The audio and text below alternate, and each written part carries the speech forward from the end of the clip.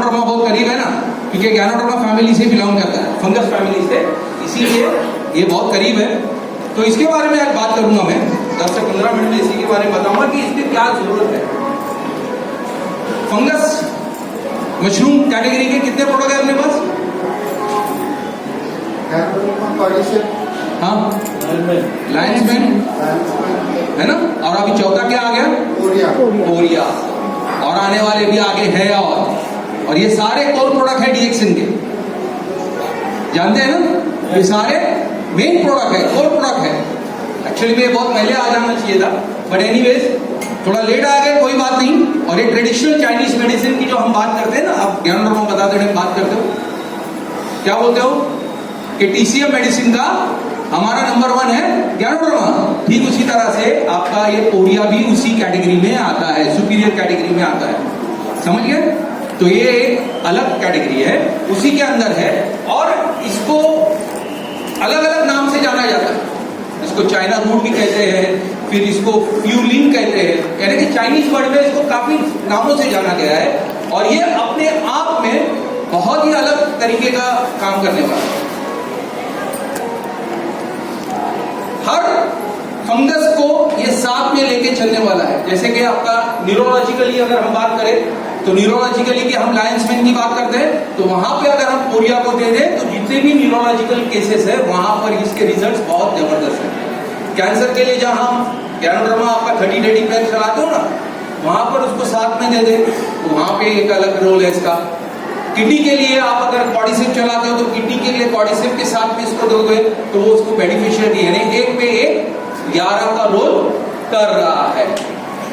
खाना बहुत ज्यादा हो गया, कुछ लोगों को नींद आ रही है। विशाखा मैडम आपकी कहानियां खत्म हो गई, बट इसमें एक कहानी मुझे बड़ी बहुत अच्छी लगी है, दैट इज एक्सपीरियंस वर्क।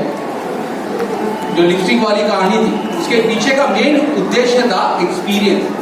तो यहाँ जो मैं अभी बात करने वाला हूँ वो एक्सपीरियंस पे बात करने वाला हूँ, पढ़ा लिखा चोपड़ा करके नहीं बात करने वाला। रीजन बता रहा हूँ कि मैं कंपनी से पेड नहीं हूँ, मैं खुद का काम कर रहा हूँ, मैं अपना कमा रहा हूँ।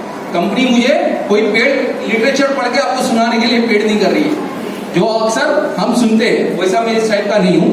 तो यहाँ पर इसके 2 बेसिक है, जैसे कि आप गैनोडर्मा के अंदर क्या क्या देखते हो, पॉलीसेकेराइड है ना, ये मैं तो वो छोटा मोटा भाई स्पीकर हूँ, और बड़े गैनोथेरेपिस्ट लोग भी है तो जानते होंगे एलिमेंट्स के नाम।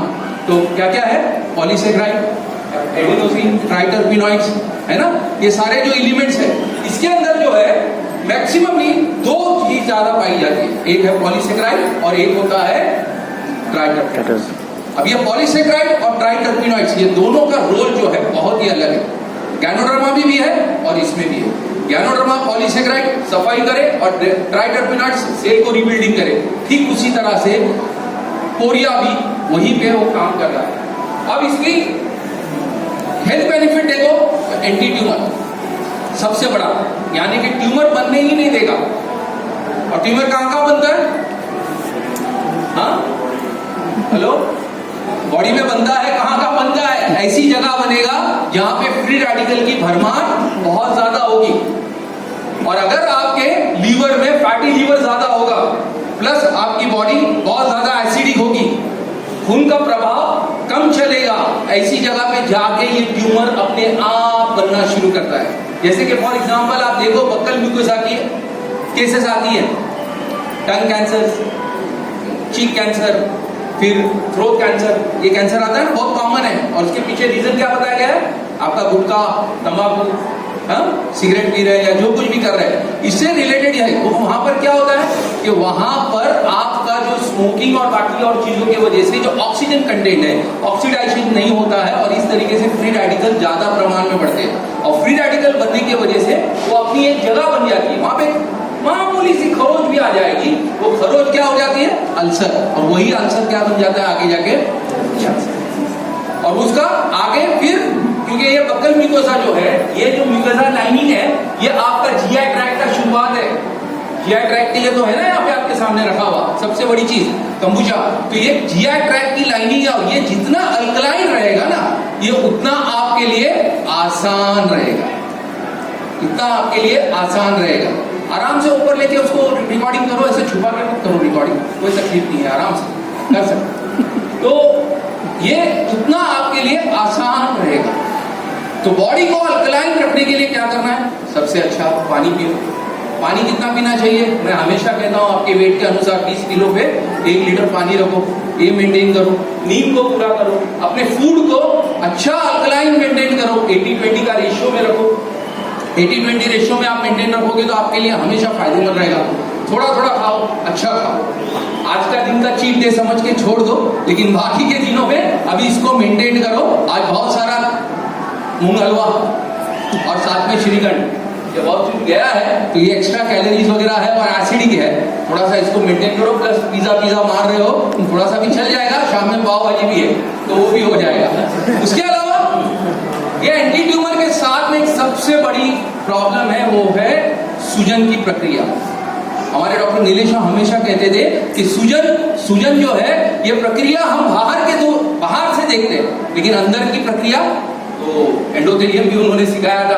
तो वो लेवल पे जाके ये होती है और यहाँ पर भी ये पोरिया बहुत अच्छा काम करता है। तो anti tumour plus anti inflammation. अभी एंटी इन्फ्लेमेशन की बात करूं तो पहले तो हमारे पास सिर्फ, क्योंकि मेरे पास भी अक्सर पेशेंट तो बहुत आते हैं और बाहर के भी आते हैं, थ्रू आप लोगों के भी आते हैं, लेकिन जो भी आते हैं तो मुझे जब सूजन वाला कोई आता था तो मुझे बहुत सारी चिंताएं आती थी। उसके अंदर बहुत सारी चीजों को सोचना पड़ता था, क्योंकि कई बार कुछ इन्फ्लेमेशन यूरिक एसिड रिलेटेड होती थी, तो वहां पे खट्टी चीजें हम नहीं दे सकते थे। तो अगर कई बार मोरेंजी भी देने के बाद में उतना रिजल्ट नहीं अच्छा आता था जितना आना चाहिए था, तो फिर थैंक्स DXN के उन्होंने नोनी कैप्सूल्स फॉर्म में लेकर आया, तो उसका कहीं ना कहीं बेनिफिट हुआ। बट जब पोरिया आ गया तो अभी पोरिया से वो दिक्कत कम हो गई। और कहीं पे भी कोई भी सूजन की प्रक्रिया अगर आपको दिखती है तो आप वहां पर आराम से इस पोरिया को चला सकते हो।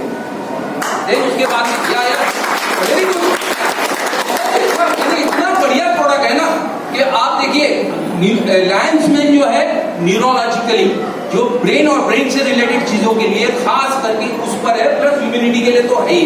लेकिन हमारे पास ह्यूमिनिटी के लिए तो और भी चीजें थी, जैसे गैनोडर्मा वगैरह थी, लेकिन स्पेसिफिकली अगर देखो तो लायंसमैन आपका न्यूरोलॉजिकली, कॉर्टिसेव अगर आप देखोगे तो आपके लंग्स के लिए और आपके किडनी के लिए। बट पोरिया जो आया है ना, ये पूरा गैनोडर्मा को एक सपोर्टिव वे में आपको हेल्प करने के लिए आया और एक वंडरफुल प्रोडक्ट चल सकता है। जिस तरीके से आप मोरेंजी और उसके साथ में स्पारुला चलाते हो, अब एडिशनली आप उसके साथ ये चला सकते हो in the cases of anti tumour हो गया, ट्यूमर को कम कराने के लिए, या ट्यूमर से रिलेटेड कोई चीज होगी वहां पर कर सकते हो, और प्लस उसके साथ में इन्फ्लेमेशन।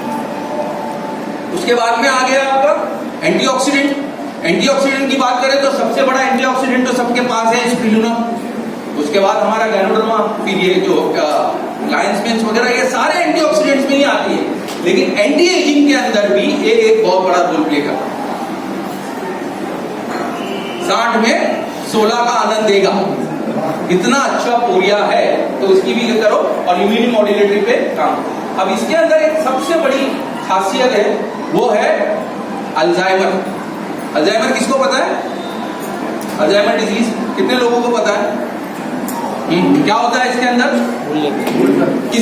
पहले किस चीज से रिलेटेड है? ब्रेन से। हाँ, ब्रेन के अंदर क्या होता है, एक लेयर होता है और उस लेयर के ऊपर इसके अंदर एक बीटा एमिलॉइड करके एक पदार्थ होता है जो एक अलग से एक फिल्म बनाता है, जिस वजह से न्यूरो ट्रांसमिट नहीं हो पाता और आदमी की याददाश्त वगैरह कम होती है। पोरिया के अंदर इतनी ताकत है कि वो जो लेयर बन रही है ना, उसको डिस्ट्रॉय कर देगा। इसका मतलब क्या आएगा? अगर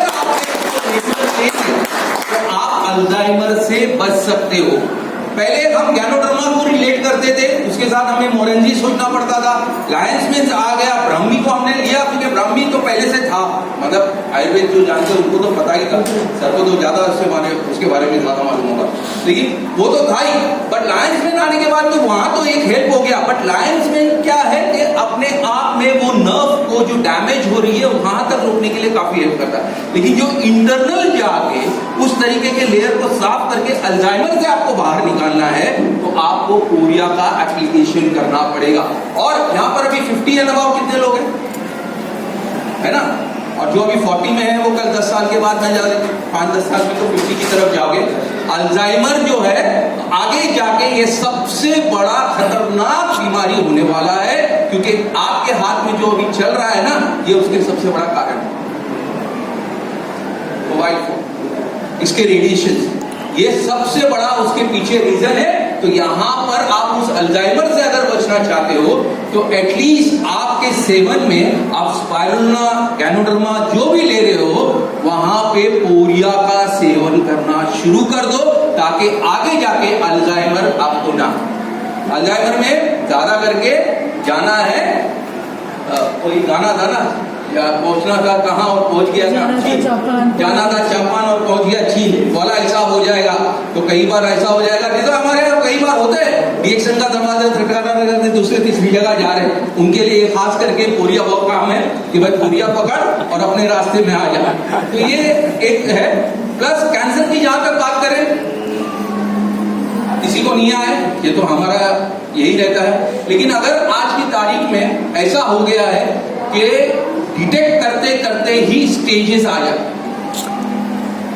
मेरा अभी रिसेंटली एक मतलब फैमिली ही के अंदर ही एक समझ लीजिए ऐसा हो गया कि हमने बायोप्सी के लिए पेशेंट को ट्रीट मतलब रेडी किया, बायोप्सी किसी वजह से उस दिन के लिए टल गई और मुझे पेशेंट को इमरजेंसी में आईसीयू में डालना पड़ा और विद इन 3 डेज के अंदर सब खत्म। रीजन क्या रहा? इतना फास्टली डेवलप हो गया कि उसका हम कंट्रोल भी नहीं कर पाए। और आपको तो पता ही है, एक बार आईसीयू में चले जाएगा तो आपके हाथ में आर्टिफिशियल नोनीजी रह जाएगा, आप वो पेशेंट के मुंह तक भी पहुंचा नहीं पा रहे। तो जब तक चलते फिरते हो तब तक तो एटलीस्ट अपने गले के नीचे इन चीजों को उतारना शुरू करो, ताकि आने वाले दिनों में आप वो चीजों से बच सको। आज की तारीख में अगर या तो इतना पैसा बना लो कि आप आराम से उसका ट्रीटमेंट कर सको, या तो फिर वही ट्रस्टों के पीछे और इसके पीछे भागने वाली बीमारी, क्योंकि ये बीमारी एक जगह रुकने वाली नहीं है, क्योंकि ये एक जगह से शुरू होती है और इसका जब फैलना शुरू होता है तो वो मेटास्टेसिस हमारे हाथ में भी नहीं होता है। तो यहाँ पर पैंक्रियाटिक कैंसर हो गया, फिर लंग कैंसर हो गया। अब जब लंग कैंसर की बात आती है तो वहां पे आपके पास तो बॉडी से भाई, अब वहां पे अगर आपने पोरिया दिया और उसके साथ आरजीजीएल वगैरह दिया तो ये आपके लिए अच्छा रिजल्ट आएगा। Breast cancer specially for the woman, यहाँ पे जितने भी महिलाएं जो हमारे सिस्टर्स है, हमारे रिलेटिव्स है या हमारे कजिन्स है, उन सबसे रिक्वेस्ट है कि आप आपका ब्रेस्ट एग्जामिनेशन हमेशा करते रहिए, हर 6 महीने में करते रहिए। ये अभी कोई शर्माने वाली बात और ये बात नहीं हो गई है, इसीलिए हम लोग इसका ब्रेस्ट कैंसर डे भी मनाते हैं और आप लोगों को अवगत कराते हैं, क्योंकि ये एक बार बीमारी अगर आ जाती है ना, पूरा घर इसके लिए परेशान हो जाता है। तो वहां पर आप उसको सोनोग्राफी कर सकते हो, उसमें बायरेट स्टडी होता है। बायरेट स्टडी के अंदर 1-2 अगर रहता है तो हम बिनाइन समझते हैं, नॉन कैंसरस, वहां पे हमें कोई प्रॉब्लम नहीं। लेकिन अगर 3 नंबर आ गया और 4 नंबर आ गया तो समझ लो कि आपके घर में घंटी बज चुकी है और आपको अभी से कोई बचा नहीं सकता।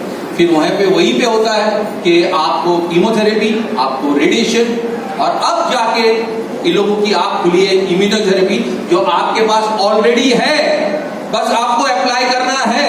और इम्यूनोथेरेपी का खर्चा जो वहां का है, एक डोज के अंदर आपका पूरा यहाँ पे कोर्स हो सकता है, क्योंकि आज वहां पर 8-8 लाख रुपए का इम्यूनोथेरेपी का इंजेक्शन। इमेजिन करो जितना आपको पोसा सकता है। इसीलिए मैंने कहा कि बीमारियां करोड़पतियों की बीमारी है, आप लोग की और मेरे बस की बात नहीं है। इसके अलावा आपका मेटास्टेटिक कैंसर, यानी कि जहां पर भी कोई फैलाव हो गया है, एक चीज है वहां से शुरू हुई है और बाद में जैसे कि पूरा फैल गया है, वहां पर आप 30 आरजीजीएल या जो भी चलाते हो, वहां पर ये पोरिया का इस्तेमाल कर सकते हो।